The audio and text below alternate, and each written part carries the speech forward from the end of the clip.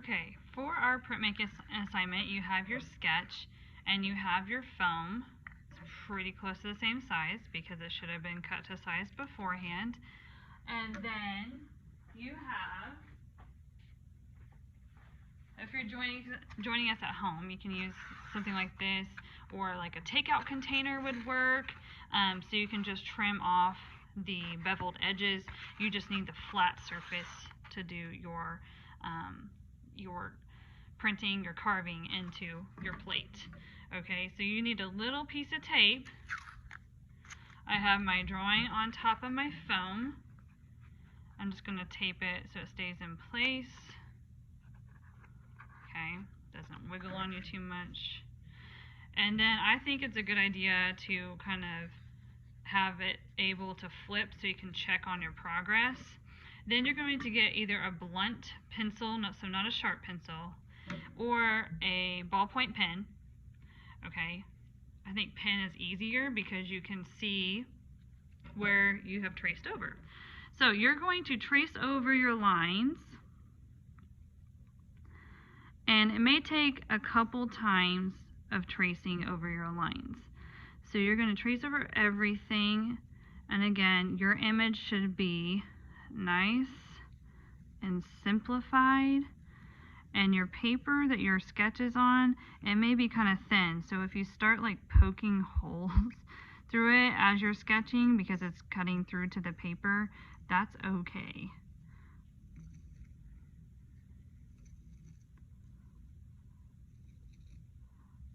So this is the same sketch page that I just decided to do a hawk. So you don't have to stick with a cat or a heron. You can do any of the animals that the Egyptians often used or worshipped or idolized.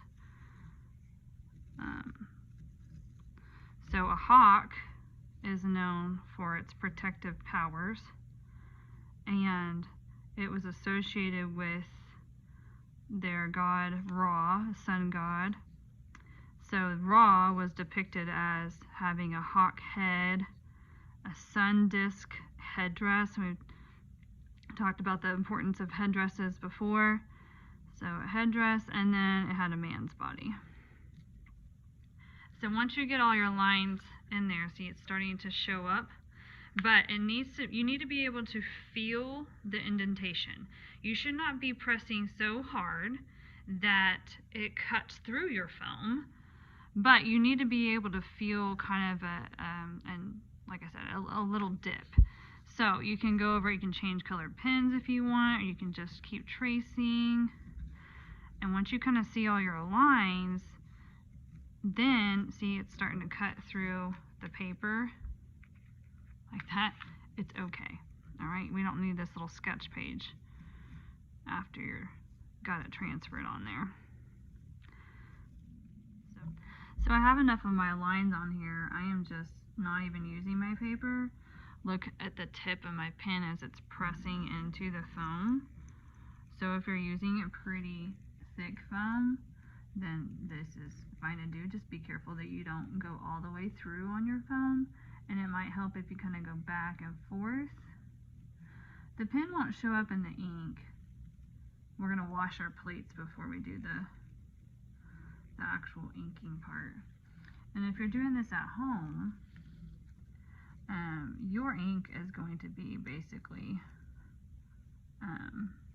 Crayola marker if you've got it, or if you have ink, you could try that.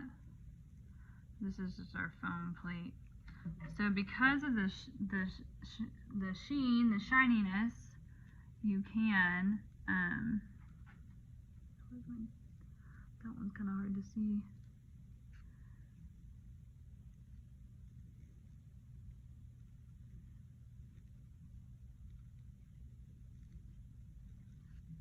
And carve that in there, make sure it's good.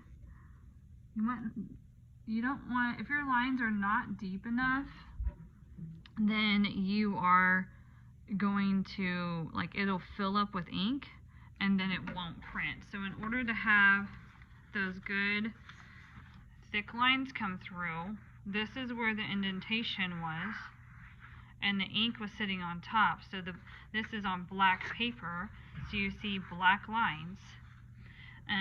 So once you get this part done, then you're done with your sketch, and you'll be ready for your ink. Okay, inking is a messy process, so I want you to make sure you cover your table with a sheet of newspaper, and then, or you can go to the printmaking station. I may have a few stations set up, and that is the only place that will be the mess making places for your ink. So you want to bring over your plate. I want you to have your choice of paper. Make sure that your name is on it. Okay, so don't forget to put your name on the back. It's really difficult when you've already printed to put your name on the back of it, so please do that. And then you're going to set that aside, and you're going to, I'm going to get this out of the screen first. Alright, so then you're going to come over to the inking station. You'll need a couple things that you'll see. There will be these clear square plates, and they may already have ink on them, but I wanted to go ahead and show, especially people at home, just the inking process. So this is a brayer, okay, a roller. It's got like a foam. Sometimes it's more of a rubber. This is a foam rubber brayer. You have a burnisher, so this helps you evenly press onto the back of your image. And then a palette knife, okay. And then inks can come in a variety of different ways, but Speedball is really the best brand. So we have Speedball. I've got some leftover like golds and some coppers that I found on sale. And so as long as the ink is moving around in the tube, you should be fine. It should be fresh. Or you can use this block printing ink. I'll show you how to do this as well. So this is more likely, I only have a few colors of this, and then these little tubes. Each color needs to be on a separate plate for this assignment, so we're just doing one color for your print. And so if you are doing the jar, you'll want to open the jar. If it looks like that, it's a little bit separated because it's been sitting there for all summer. We haven't printed in 6 months. So you want to give it a stir. Kind of has a icing texture. But of course, we don't eat art supplies, and a lot of students always ask that. But okay, so once you get some of that, you can get a little spread. Okay, a little with the ink goes a long way. It's always easier to kind of add more than it is to pick it up. So you want to spread it across. Always make sure that this is either back on the lid or on the newspaper. Okay, then you're going to take your brayer and you're going to roll it, and you want a nice even coverage.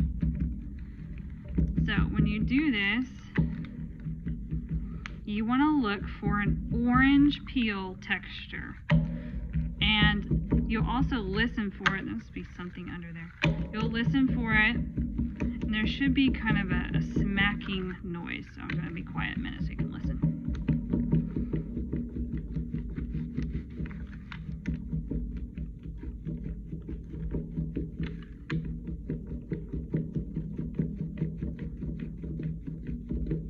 That right there, do you hear it? I'm going to roll kind of different directions. Make sure your roller is nice and evenly covered. And you hear it kind of sticking? That's the sound you want. You know you're good to go. Okay, so rest your handle like this. Don't leave it right there, like on the edge. Okay, and you'll be ready to print. So when you are printing, okay, you are going to roll over your piece. Okay, so you're going to just as evenly roll as possible. Start from one end and press. You always have to pick up more ink each pass. Okay, because the image picks up on the roller. So if you just keep rolling, it's just gonna spread it all. Okay, so I'm gonna one more pass. And my lines are not filling up, so I know I'm pretty good and deep with the lines. All right, so once that is on there, then you're gonna take your paper that you wrote your name, so your name goes up, and I want you to line it up, press it. You can use your palm of your hand and kind of evenly press over, or if I have one of these burnishers, this does a really good job too. But there should not be any ink on the burnisher. So you're just going to give it a good even press.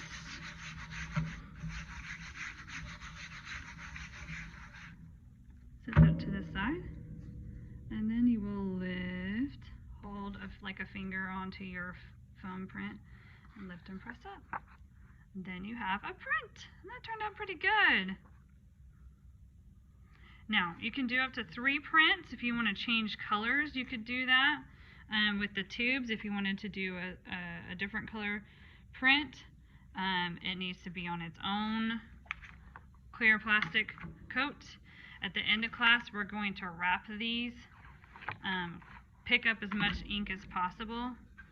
Okay, so to pick up the ink, you're going to, like, say we're done at the end of class, I have my print done, it's going to go on the drying rack. Okay, I'm going to scrape up, we don't want to waste ink. So these jars, these bigger jars, they're about $30 a piece. So we want to save as much as we can. Okay. And then to get ink off, you're going to have to take it to the sink. Make sure your lids are back on there. Take it to the sink and rinse it under warm water and soap. And that's it for printing process. Alright, if you want to switch colors, you have to, like the first one I did was white, and you have to go rinse off. Now this has a water protective coating on it, this foam core does, or like the kinds from the restaurant does, so that it doesn't absorb the food or liquids. So you can rinse it off and then do another color. So I've got some gold almost ready to go. So I'm going to be listening again for that orange peel, looking for the orange peel texture, listening for that smacking sound.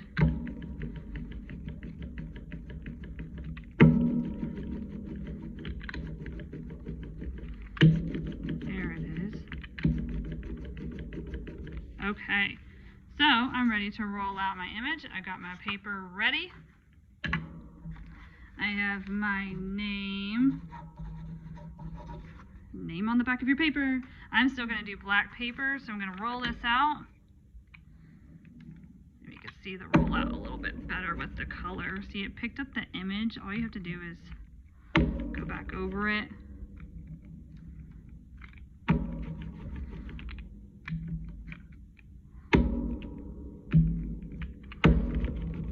I'm going to roll back over again because my image is not being picked up on the roller. So I got a nice clean roller and roll. Get it good and covered. I got kind of a lip on the edge of mine here, so I'm gonna do the best I can to cover it. It kind of curls up, so make sure yours is flat so it doesn't do that. All right, now that I have that, I'm gonna put my name facing up on my piece. Give it a good rub. Use the brayer. Nice even pressure.